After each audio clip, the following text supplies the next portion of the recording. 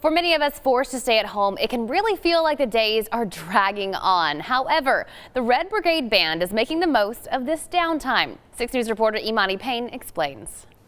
The students in this band aren't sure when they'll be able to play together again in person. But for the time being, they're turning to social media to stay connected.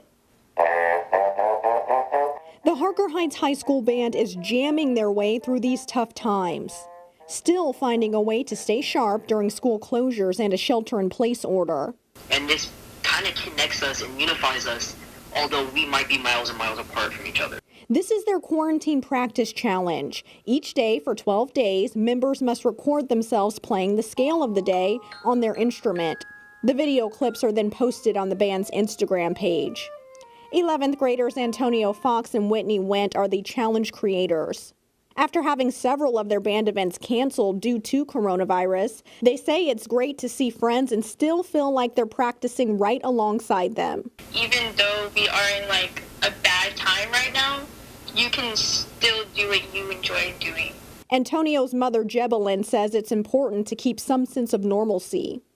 And I think it just gives them something to look forward to, maybe not this year if it doesn't happen, but maybe next year to keep them kind of in routine. Antonio and Whitney hope the task keeps everyone's spirits lifted while challenging themselves to stay in tune.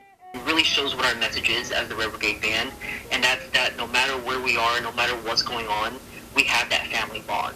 Now there is a reward being offered. A winner will be randomly selected out of everyone who participates all 12 days. They will win a $30 gift card that can be used at several eateries like Subway, Chick-fil-A, Whataburger, Chipotle, and more.